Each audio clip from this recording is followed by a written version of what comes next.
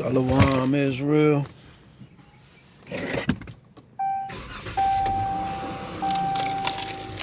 Grand rising to y'all out here.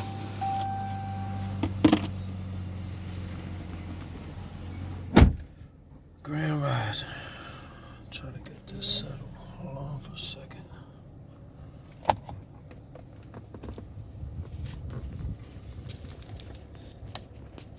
Coming to y'all today.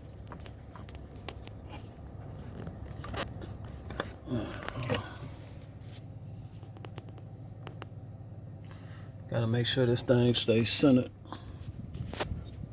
Cause focus be off. Grand rising, Israel. Let me put it over here. That might be a little better. Shalom. Might be a little better. Blessings, greetings, my family. I'm coming to y'all today. I want to share something with y'all. So, I just left the clinic. Had to get a physical anyway, but last night, that's not why I had to go to the clinic today, because of what happened last night. Last night I had a anxiety attack, and I haven't had one of these in about 4, 5, 6 years, and it's mostly brought on by who I am as a person. I'm a worrywart. I try to control a lot of things that as a practice before I knew who I was, who my God is, who I am as a person, as a people, and his power. I've always tried to have control over things. I do things in a certain order for getting things done, and when they get out of that order, something like this could happen. Anxiety.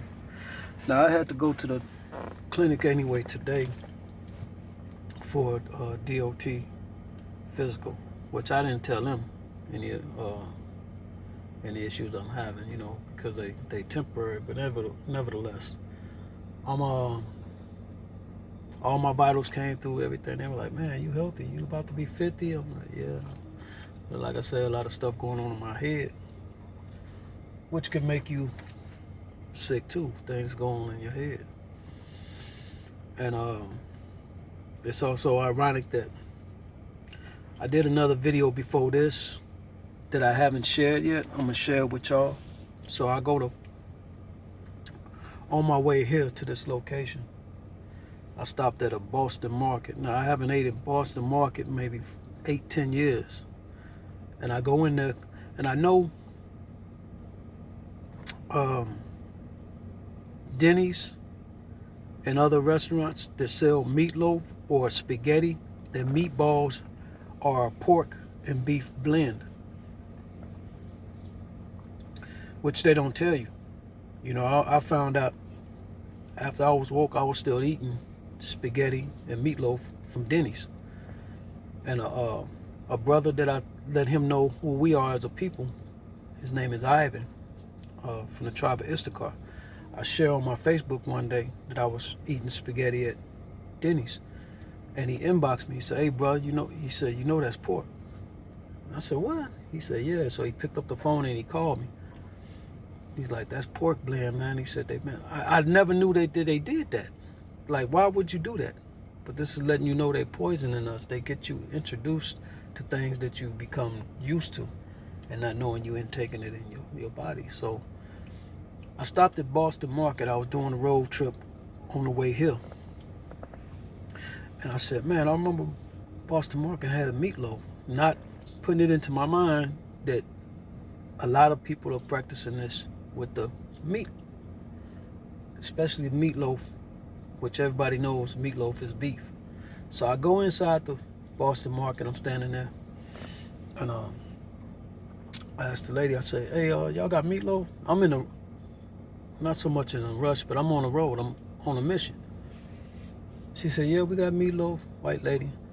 I said, hey, is it that pork blend? You know, because I get in the practice of asking people what's on their menu. Like when I go to the Black Bear Diner, I asked them if they got turkey or bacon and sausage. And the lady said, we got turkey sausage. And I said, what do you use the casing for on the turkey? Meaning they could use a pork intestine, but put turkey inside the sausage. And she went and came back with the box that they were doing, and it was a non-pork casing that they made the sausage with. So this is the practice that I had for security. I would ask questions, and people would either know or not know. The lady told me at Boston Market, "Oh no, this is beef. This is beef. We don't do that here." So I said, "Okay, let me get the meatloaf dinner, which comes with 2 sides." I ordered, and I'm looking at it. I'm questioning it as I'm looking at it. So I take a spoon of it with the mashed potatoes and I eat it. And I said, nah, this can't be beef. It could be some imitation stuff. I didn't want to assume that it was pork because she said it was beef. Long story short, I sat there, I got on the phone, I called my daughter and some other people. I said, hey, because I was driving, I said, do me a favor, Google this Boston Market meatloaf and see what it says. And I hadn't told the person that I had just bought this. And they said, in the conversation, the person says to me, oh, that's beef over there.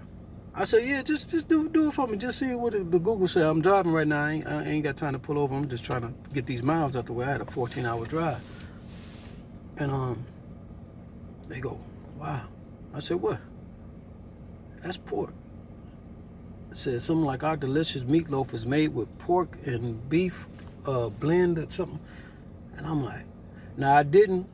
I ate a spoon of dug my fork in it, took a pinch out of it and scooped it up with the mashed potatoes and I ate it. Then I started questioning it. But I'm trying to tell you, I felt different.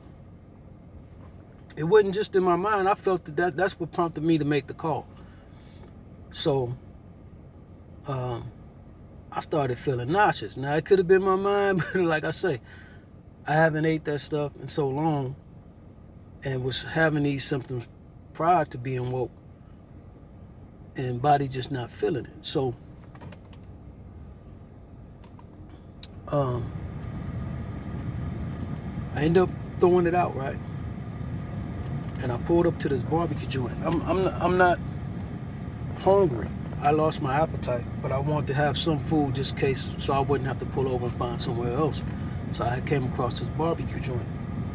I walk up in there, and they told me what they got on their menu, and she was saying, so, sausage. I said, what kind of sausage you got? You got beef sausage?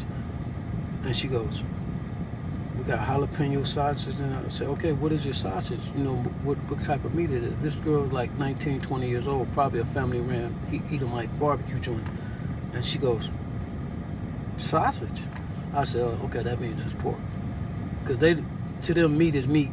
It don't matter. You know, like in Texas, they call all pop, sodas, everything's a Coke. If you order an orange drink, if it's carbonated, they call it Coke. This is what Edomites do. So, yeah. Then later on that evening, I started having these pre-symptoms of anxiety because when I got to the location where I was at, you know, trying to get things done, I find out that they're not going as smooth as I planned them because there's other tasks they need me to do to get where I need to go or what I need done. And the sun was about to set, the Sabbath is coming in, I'm getting meals out the way, you know, preparing for my Sabbath. And all these are contributing factors to what I got going on personally, but me trying to control. not just staying out of the way of the Most High, which is hard for us to do as people to all levels of understanding, you know. Easier said than done, you know. No excuses, I'm just explaining, you know, what I deal with. So I finally calmed down after the sun set. I went to sleep, then I woke up, the sun was already gone down. And I just needed to rest because I'm fighting, trying to do too much, and dealing with a lot of interference from this world. And brings me to my doctor's visit, right? So I just left there about 45 minutes ago. And all my vitals come back, everything, urine, heart rate, temperature, everything, weight, everything healthy. So the doctor comes in, you know, doing my physical. And I say to him, I say, hey doc, we were done with my physical. I said, can I ask you a personal question? You being a doctor? He said, yeah, sure, what's going on? First I had asked him about the corona, right? I said, y'all get a lot of cases up here? He said, oh, 5, 6 a day. He said, the problem I get is a lot of family members coming in, and I had seen this because I went there yesterday to check in, and they let me know to come back today. And when I got there, it was like three sets of family, 5, 6 members of family, you know, older, like an older couple, like the grandparents, and then the grandkids in their early 20s, 4 or 5 grandkids. 3 sets of families. That was yesterday. Today I went, it was 2 sets of families. And he said what they doing is somebody's been exposed, so they bringing the whole family to get checked. And he said they having 5 or 6 cases a day. I'm like, man. I said, let me ask you something. Because he had said to me, he said, oh, you just here for a physical. He said, I'll run if I was you. I wouldn't even be here. I said, well, I got to do it for DOT. He said, yeah, I know. He said, but basically, you know, don't be around these places because this is where they're gathering at to get checked out, people who probably sick. And I said to him, I said, let me ask you a personal question. I said, you being a doctor, how do you feel about the creation of this disease? This is a white doctor now, check this out. How do you feel about this creation that is possibly created? You know, I try to be careful on this, man, you know, because I have a hard time believing that our government will purposely do this. He said, and I try not to get political because I got family on both sides of this politically. So I try to stay out of the politics of it. And I did this in questioning because I already know a lot of them don't know God. And because of the entitlements of this world, they never had nothing directly aimed at them just because of who they are. So his explanation in my questioning validates an understanding. You just cannot understand that your government would put you in the same crosshairs, the scope for destruction, as you witness them do to other people, Israelites. You just can't fathom that because you've known them to do different practices. So he wants to stay politically out of it. I said, but this the thing about it. I said, Doc, I said, nevertheless, even if you choose to stay out of it politically,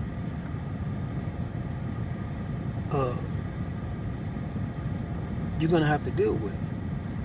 Yeah. I said, so somebody in control has made it political. This is what I'm saying. He goes, yes. So I said, so this is what I'm saying. You're having to choose. You're having to make a choice. See, he think I'm talking about politics. Biden and Trump. Confederate flag, American flag. When you got the American flag, people that's against people kneeling in the name of justice, kneeling on Negroes' necks till they die, waving an American flag. So there's no difference. These are 2 wings of the same bird. I'm not telling you to choose between them evils. I'm telling you the Most High God of that Bible is about a particular people. And the only way you're going to find any peace away from it is to understand who his power is, who he is, and who his people are.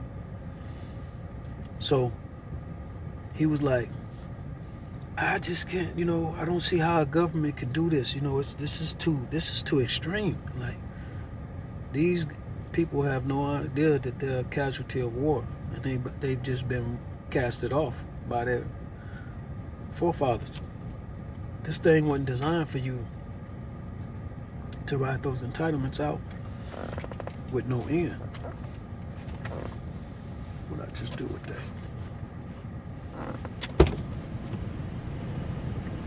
Go ahead and drop something. So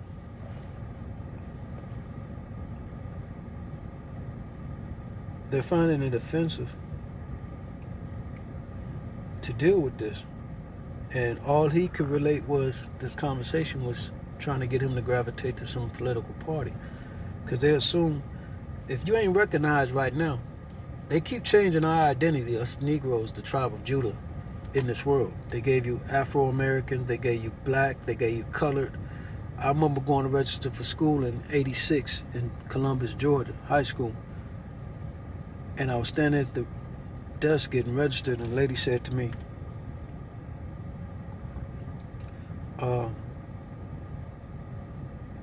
talking to another lady in the back who was putting me in the registry, what is his race? And she yelled, he's colored. This was in 1986.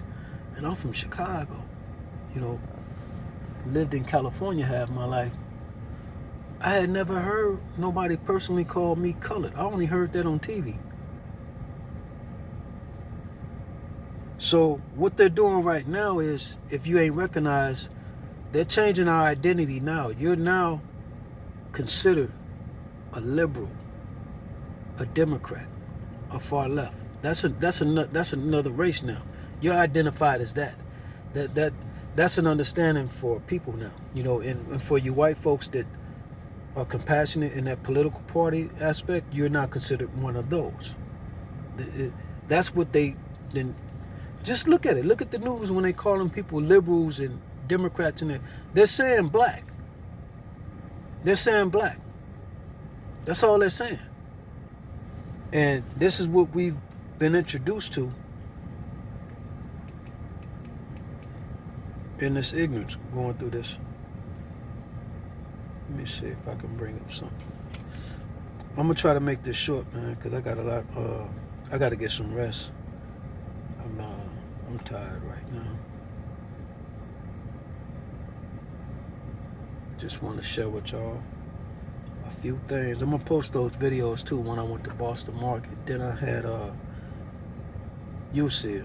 There's some interesting stuff that went down in that whole little road trip. I was coming through Louisiana, and all down I-10 you see homes, roofs, blue tarped from the storm. So the bill has hit Governor Abbott's desk and has been signed by Governor Abbott. Basically, the anti-sanctuary city bill has been passed and is now law. And what that bill says is that if local law enforcement or state police view a criminal activity afoot, they make a stop on that state crime, and then they can inquire into the status of an individual's residence. Are they a lawful U.S. citizen? Are they here with a green card? Are they a permanent resident alien? Or are they here illegally without documentation? And if they are here illegally without that documentation, then the feds can get involved and then they can take it from there. I think this is a fantastic law. It is time to start enforcing the laws that are on the books instead of the state and local officials legislating from their own little tiny offices. It's an awful law because it's nothing more than a legal way for law enforcement to racially profile Mexicans and Hispanics. This law was written into existence by Governor Abbott to specifically go after a said group of demographics here in the state of Texas.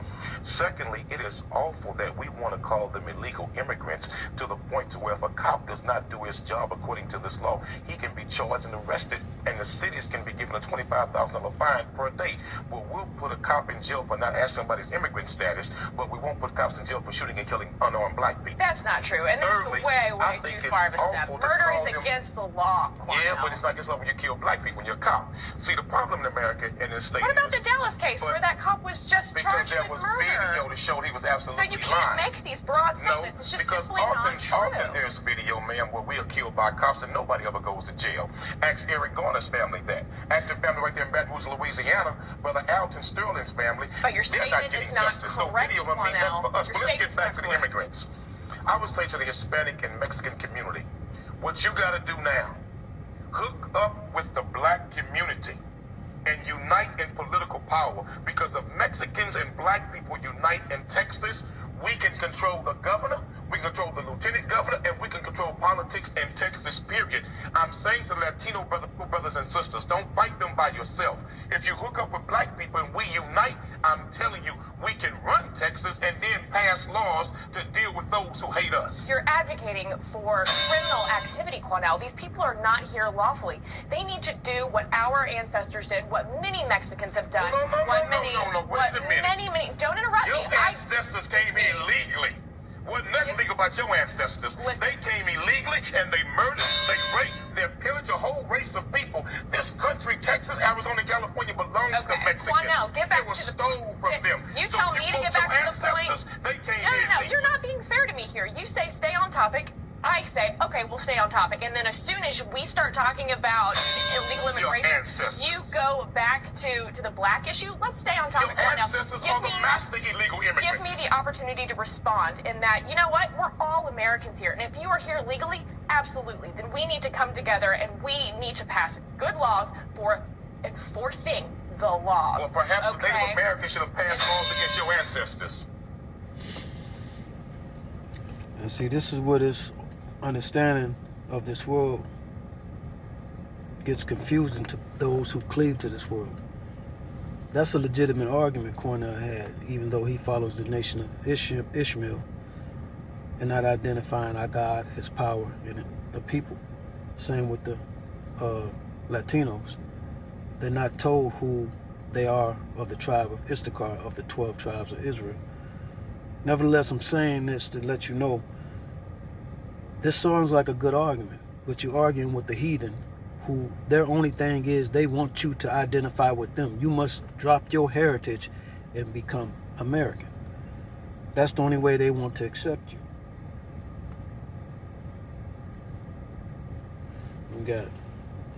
They ain't understanding how this privilege is coming to an end.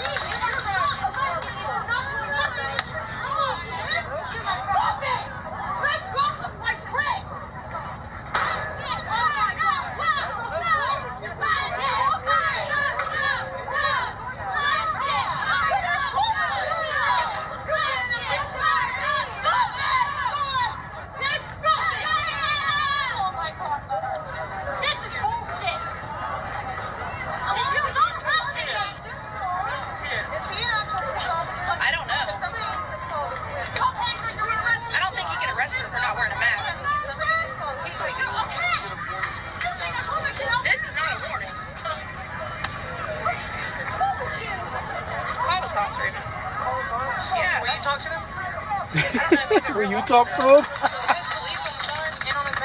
Call the cops. She telling her to call the cops, and she said, "Will you talk to him?" But he may be, Bridget, because there's a pup farm over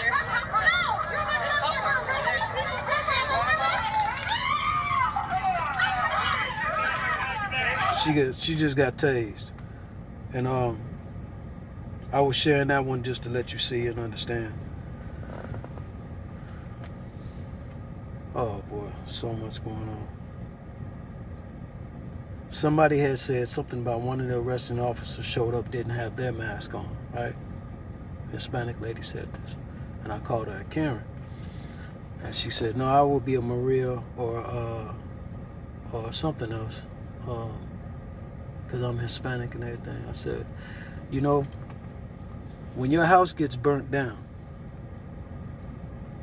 and you keep moving and it keeps getting burnt down, and then you got people on the sidewalk of your new home that's burning down again, telling you all houses matter when they haven't experienced a burnt down home.